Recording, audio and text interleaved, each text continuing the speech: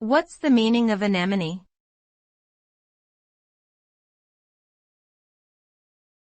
Anemone.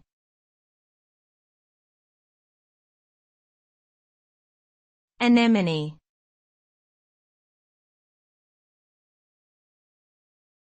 Anemone.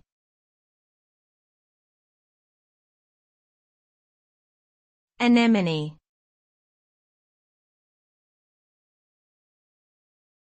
Anemone.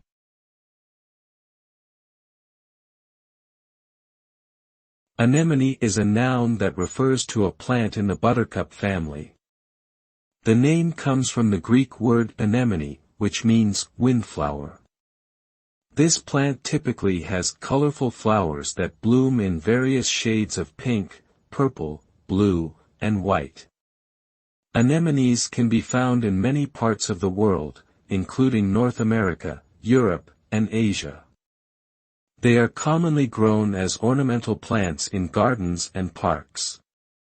Overall, anemone represents beauty, fragility, and the ephemeral nature of life, making it a popular symbol in many cultures and artistic traditions.